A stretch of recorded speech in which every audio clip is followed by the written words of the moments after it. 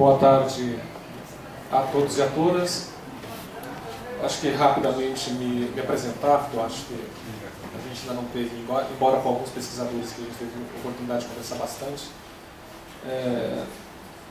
Eu estou agora na Conservação Internacional, que é uma organização que trabalha com meio ambiente há 25 anos. A gente atua em aproximadamente 40 países e no Brasil a gente tem uma atuação concentrada nos biomas Mata Atlântica, Amazônia, bioma marinho e Cerrado Pantanal. E temos escritórios distribuídos em algumas capitais brasileiras. Então essa é a organização que eu estou agora. Minha experiência na área ambiental antes dessa atuação nos últimos 2 anos e pouco na Conservação Internacional é basicamente uma experiência de governo. Passei os últimos 10 anos trabalhando em diferentes níveis de governo, em diferentes posições. Portanto, muito do que eu for falar aqui tem mais a ver com a minha experiência de governo do que com a minha experiência recente de organização não governamental. E, obviamente, o que eu pessoalmente venho trabalhando atualmente na CI é justamente, e é um pouco dessa aproximação que a gente começou a fazer aqui com o grupo de pesquisa da UFPA, em que medida, como organização não governamental, como ONG, a gente pode tentar aproximar o esforço de produção de conhecimento com os desafios de gestão de governo, que são tempos muito diferenciados entre o processo o tempo da pesquisa e o tempo da gestão. No caso de uma organização como a nossa, com o perfil da Conservação Internacional, que é diferente de outras organizações ambientalistas, a gente tem um nicho de atuação muito focado em conservação baseada em ciência. Então a CI tem uma tradição longa de associar busca e construção de estratégias de conservação ambiental na interface, no relacionamento com a academia, com a pesquisa, com a produção do conhecimento. Então esse é algo que é muito caro para a conservação internacional. Só que nos últimos 20 anos nós tivemos muito focado em conservação da biodiversidade. A nossa métrica nesses últimos 20 anos de atuação basicamente foi milhões de hectares protegidos e número de espécies salvas da extinção. Essas eram as duas métricas que a Conservação Internacional buscava construir. Nos últimos 5 anos nós estamos passando por um processo de escalonamento, digamos assim, da nossa missão no planeta.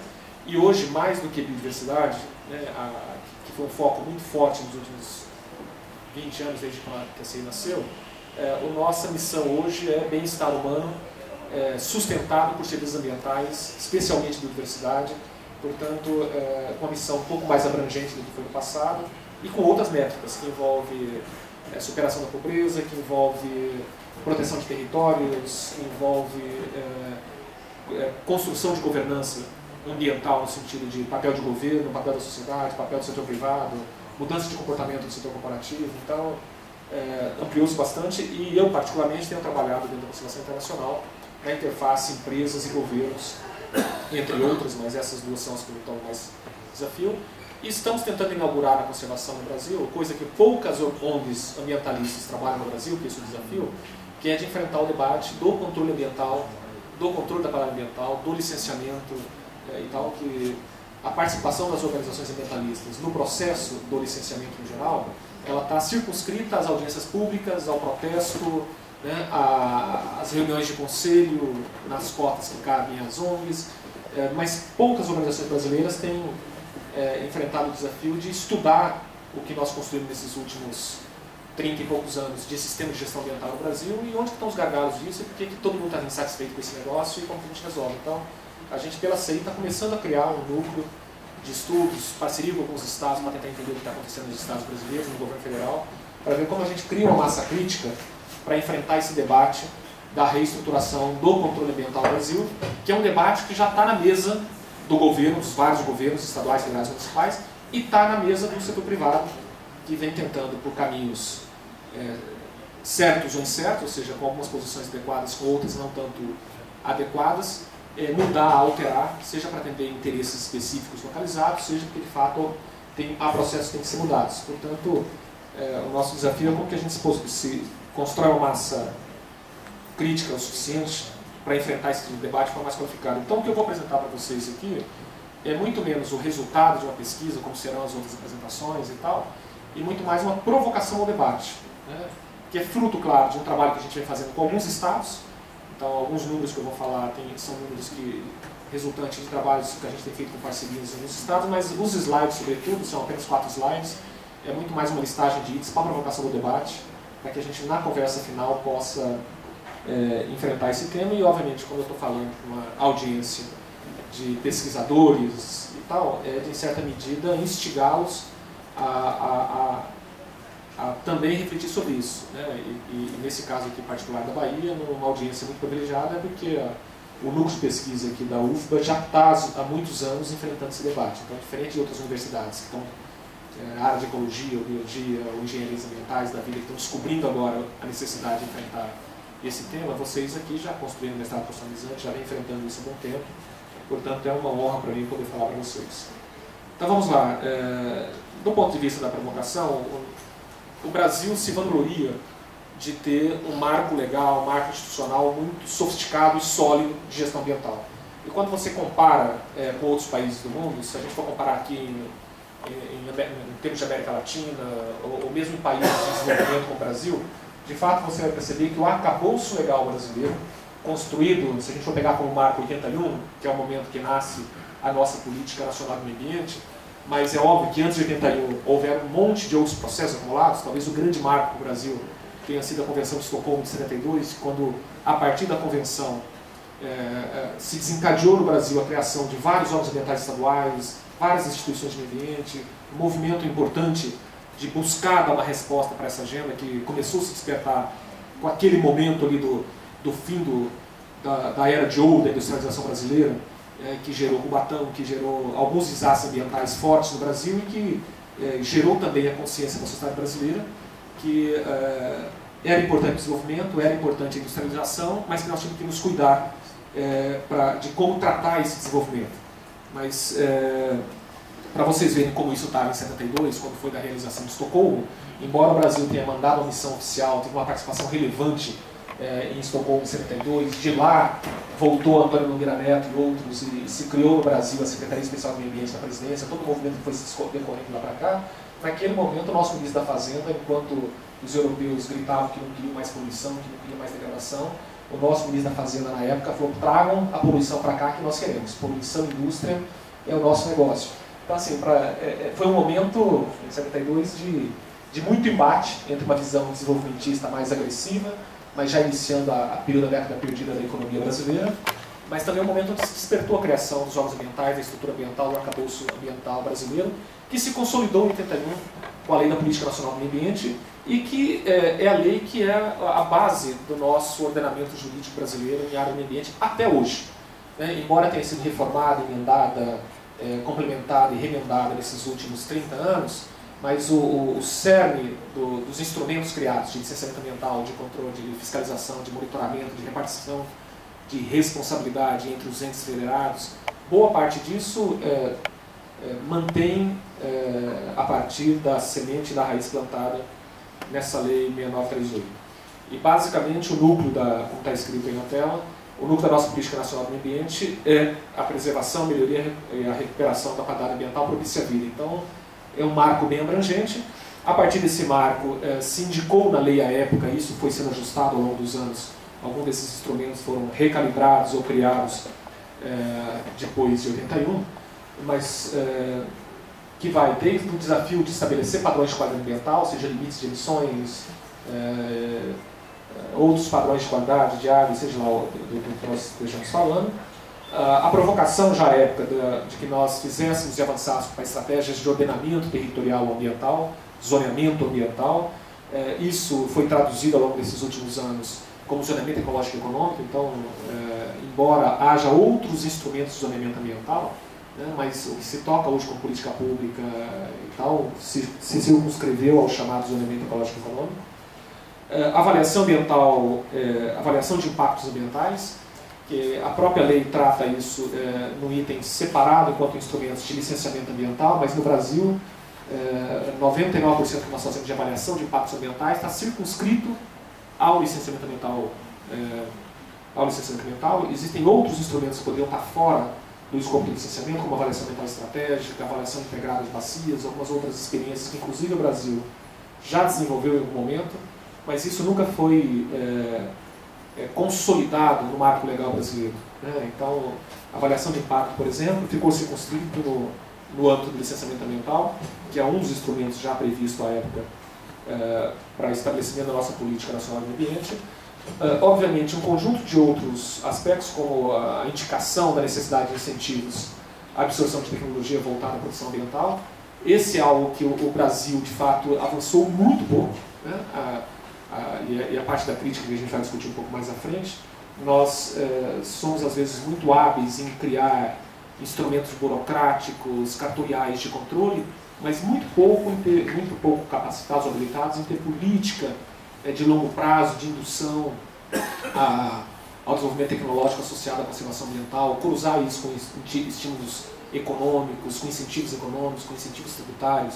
Se vocês têm acompanhado a agenda do desenvolvimento, do enfrentamento das crises nos últimos meses, vocês têm visto que todos os sinais que nós temos dado, do ponto de vista tributário, de benefícios fiscais, de indução à saída da crise, são sinais cruzados ou invertidos em relação ao que se desejaria de uma política que de fato induzisse a melhor tecnologia para a proteção do meio ambiente, né? Quando a gente quer resolver o problema do emprego no setor automobilístico, o que a gente faz é reduzir tarifa para que todo mundo compre carro, ao invés de criar mecanismos de melhoria tecnológica para que a gente pudesse renovar o nosso parque tecnológico brasileiro de veículos e caminhar para veículos mais eficientes, novas matrizes energéticas dos nossos veículos, como elétricos, como hidrogênio, seja lá o que for e tal.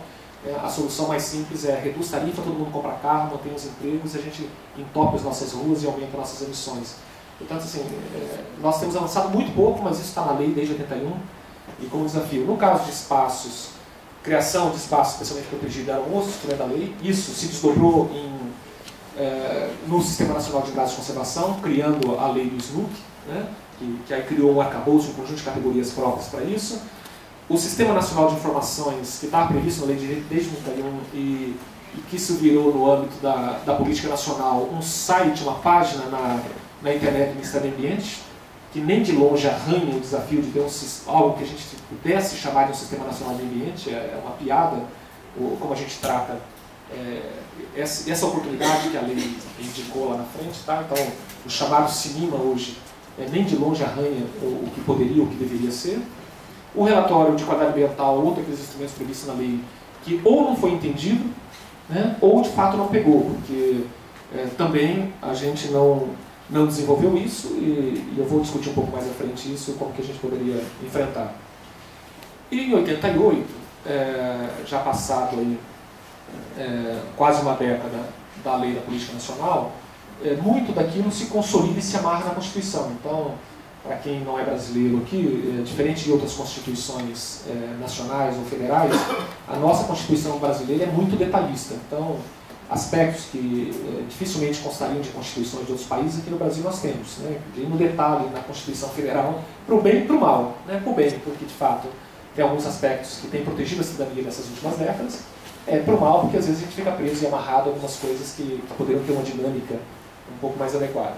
De qualquer forma, a Constituição Federal consolidou uma visão de que o meio ambiente ele é um direito de todos, ele é um direito comum, que boa parte dos bens ambientais são bens ambientais de uso comum do povo, são bens ambientais que devem estar orientados a garantir qualidade de vida e vida da população, e impôs ao poder público a obrigação de criar os instrumentos necessários para manter a qualidade ambiental, manter os bens ambientais, manter nossos ativos ambientais, defender a coletividade, inclusive do ponto de vista intergeracional, ou seja, tanto para as presentes quanto para a futura geração. Então, de fato, um enunciado bastante ambicioso.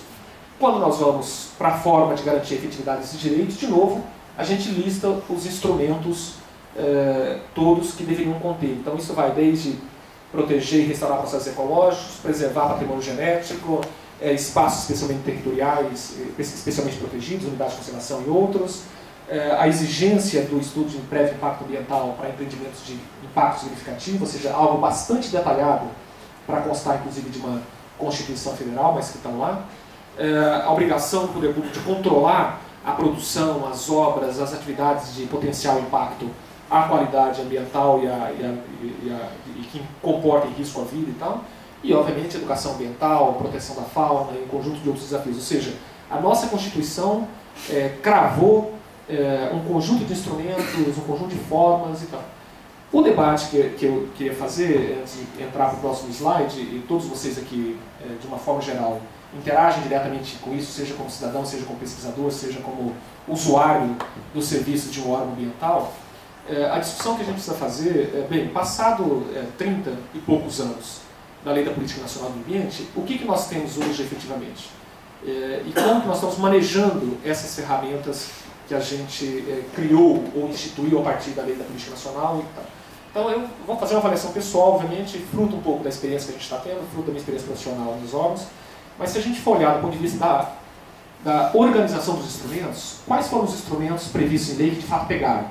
Então nós temos, obviamente, o sistema de licenciamento ambiental, que é um sistema que pegou o Brasil. Né? Ou seja, hoje todos os estados brasileiros têm órgãos ambientais, todos os estados brasileiros têm normativas, um conjunto imenso de regramentos associado ao licenciamento ambiental, à fiscalização, ao controle ambiental. O governo federal, né, repactuou com os estados e construiu o seu limite entre o que é papel federal e o que é papel dos estados. Desde 1997, com a resolução do CONAMA 237, vem se pactuando o papel da entrada do município nesse processo, já que um outro elemento diferencial da nossa Constituição brasileira, que também é uma novidade, é uma jabuticaba, né, daquelas coisas que só existem no Brasil, mas aqui no Brasil nós temos independência entre os entes federativos. Né? Isso é uma coisa rara no mundo. No geral você tem ou um nível, que são os tais estados unitários, né? Então você pega um país que divide em regiões, em localidades, em vilas, mas você tem um estado unitário, um governo que repercute e divide o poder, mas do ponto de vista normativo, de regra e tal. E você tem uma parte dos países que tem dois níveis relativamente de independência, ou com algum tipo de interdependência. Aqui no Brasil, em tese, nós somos uma república federativa com 3 níveis, onde há que se garantir a autonomia e independência dos entes, ou seja, Estado, União, Estados e municípios são entes federativos autônomos. Né? Podem fazer leis próprias, podem criar estruturas administrativas próprias, e no caso de meio ambiente, nós introduzimos ainda uma novidade no capítulo especial, que além da autonomia, nós definimos que o meio ambiente ele é uma responsabilidade comum dos entes, então todos os 3 entes têm obrigação de cumprir isso aqui que a Constituição diz. Além de ser comum, é obrigação de todos, ela é compartilhada, ou seja, eu preciso dividir responsabilidade com o outro ente. Por quê? Porque o meio ambiente não pode ser compartimentado. Eu não tenho como compartimentar esse pedacinho aqui o Estado cuida, esse pedacinho o município cuida, esse pedacinho tem processos ecológicos, tem riscos ambientais tal, que transcendem os limites políticos, as possibilidades da gente dividir ele em setor. Então ele tem que ser compartilhado. E, além de ser comum e compartilhado, ele ainda é supletivo. Ou seja, se um não agir, o outro tem que agir. Considerando que é obrigação do poder público proteger o meio ambiente e proteger a vida humana. Portanto, eu não posso dizer, não, isso é obrigação da prefeitura, a prefeitura não fez, eu não vou fazer. Ou a União falar, não, isso é obrigação do Estado, o Estado não fez, eu não vou fazer.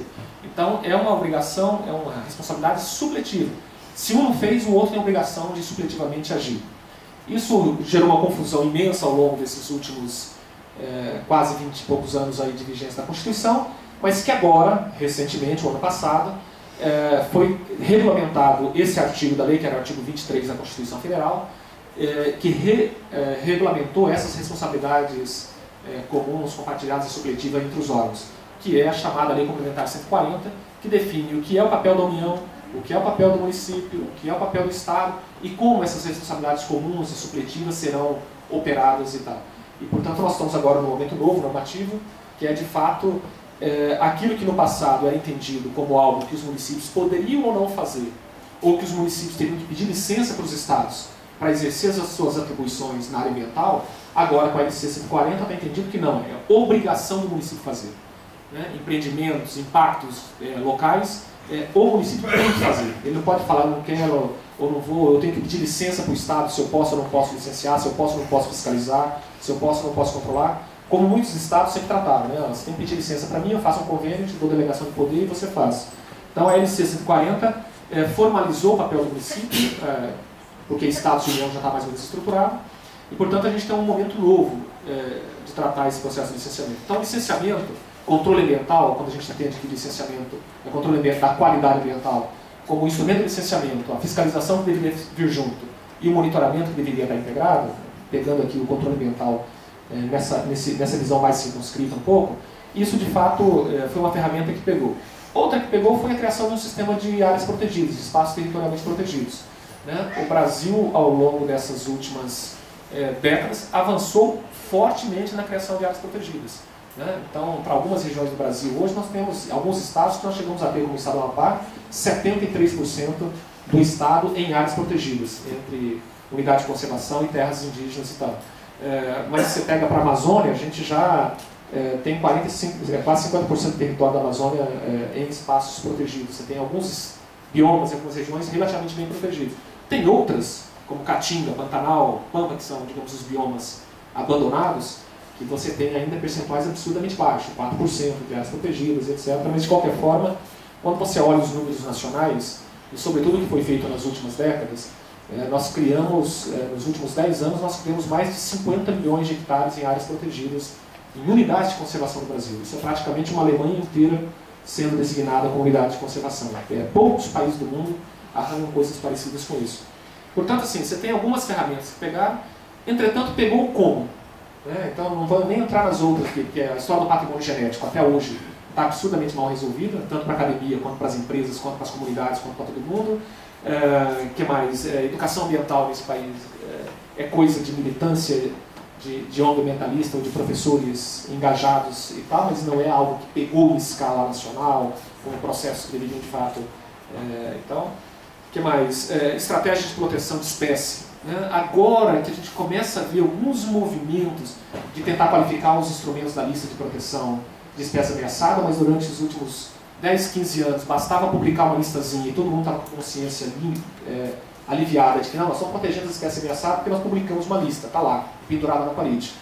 Agora que a gente começa a ver algum ensaio de fato, fazer os planos de ação para a conservação de espécies, de fato, colocar em campo esses planos de proteção e ação para recuperar ou diminuir o risco ou recuperar populações. Portanto, a gente tem visto melhoria nesses processos de enfrentamento do desafio de proteção de espécies, mas durante muito tempo a gente se contentava em ter um livrinho vermelho na estande. Ainda tem que avançar muito, obviamente, porque a gente ainda está, digamos, no século passado, literalmente, nessa agenda. E por aí vai, vários outros que a gente poderia pegar. A agenda de água criou uma autonomia própria a partir da lei da Política Nacional de Recursos Hídricos, o que teve suas vantagens, porque de fato a agenda de água, outorga, cobrança, gestão avançou bastante no Brasil. Por outro lado, um risco que ela foi meio que se autonomizando da agenda ambiental. A água foi sendo tratada como uma coisa à parte da agenda de controle de qualidade ambiental, como se pudesse ser tratado separado do conjunto da obra. Eu posso tratar a água aqui como um insumo, onde eu vou criar mecanismos de gerenciamento e gestão, e isso não dialoga com licenciamento, com controle, com proteção de vazão ecológica, seja lá de quais processos eu precisaria integrar com biodiversidade, etc. Então, há movimentos no Brasil de fazer o reencontro dessas agendas, mas de fato foi uma outra agenda que pegou. Mas a verdade é que, se você for hoje dialogar com os atores sociais principais, vamos pegar o licenciamento, que é o que eu gostaria de abordar, o controle ambiental, que eu gostaria de abordar um pouco mais agora. Não há nenhum setor, ou pelo menos eu não tenho encontrado, nenhum setor que se diz satisfeito com o que nós temos. Você vai para os governos, hoje virou uma piada no Brasil, porque ser um ministro de meio ambiente, ou ser um secretário de meio ambiente municipal ou estadual, o único critério para o governador, para o presidente, para o núcleo do governo avaliar se o secretário é bom ou não, é se ele emite muita licença e o mais rápido possível. Esse é o critério. Nenhum outro elemento da agenda ambiental valora a identificação de um bom secretário. Se ele criou muita unidade de conservação, pode ser um problema. Se ele foi agressivo na proteção de espécies, é um problema maior ainda. Se ele fez muita educação ambiental, ele só fez figuração. Quer dizer, qualquer coisa que você faça pode pontuar negativamente na tua agenda. A única coisa que pontua positivamente para governo, para dentro do governo, é você não teve problema em licenciamento ambiental. As licenças saíram rápidas, todo mundo ficou feliz, a economia desenvolveu, as empresas se instalaram, não teve obstáculo para o desenvolvimento, e a nossa consciência ficou aliviada, porque todo mundo passou por um processo de licenciamento ambiental, e portanto nós somos protegidos, porque tudo que está se instalando passou por um processo de avaliação prévia de impactos, e todas as medidas cabíveis para controlar esses impactos foram tomadas no processo. Então, para governo, para a maior parte do nosso governo tem passado isso tem virado critério para definir quem é ministro desse país. Os últimos 2 ministros estão olhando aqui com a carioca, né? Os últimos 2 ministros, né? Basicamente esse foi o critério, são eficientes para emitir licença, né? E ponto. Então isso é preocupante e obviamente o debate tem que se transcender muito além disso. Tá? Esse é um aspecto. Outro aspecto é quando você vai conversar com as empresas. Teoricamente, se os governos estão dando tanta importância para o licenciamento, as empresas deveriam estar felizes. Né? Porque, de fato, os governos estão se movimentando para resolver o problema de um país que, de fato, é real. Nós passamos 20 anos num país em recessão. Né? Um país onde qualquer ONG ou militante gritava, eu não quero esse empreendimento, e o empreendimento parava, não vinha. Eu falo isso porque eu sou do Mato Grosso do Sul, da região do Pantanal. Nós passamos 15 anos lutando contra a hidrovia do Paraguai-Paraná. Né? Movimentos ambientalistas, a igreja, a comunidade eclesial de base e tal. Tanto que o dia, no Mato Grosso, virou projeto de lei, o dia do Rio Paraguai é o dia 15 de novembro, que foi um dia que comunidades eclesiais, uma ONG local lá de Cáceres, pegou uns 30 barquinhos, atravessaram o Rio Paraguai e por um dia pararam as barcaças que desciam, a barcaça de soja que descia para a Argentina pela hidrovia Paraguai-Paraná. E foi um dia de luta contra a hidrovia Paraguai-Paraná e finalmente aquilo virou um marco Mato Grosso, é o dia do Rio Paraguai. Né? E tal. Acontece que a hidrovia Paraguai-Paraná não saiu por conta da nossa luta, pelo menos essa é a minha avaliação, não saiu porque ninguém podia investir R$1 bilhão há 10 anos atrás para construir uma via que ia dar vazão a 10, 15% da produção de soja do Mato Grosso, porque está numa área isolada, fora do eixo principal de produção de soja do estado. Portanto, tinha um interessezinho ali de empreiteiro, de empresinhas localizadas ali na região do Pantanal, mas estava completamente fora da agenda estratégica e econômica da região. Mas para nós que estávamos lá mitando, trancando o rio e tal, não sei o quê, aquilo foi nossa vitória. Né? E tal. Outra coisa é a gente lutar hoje num país que começa a crescer 5%.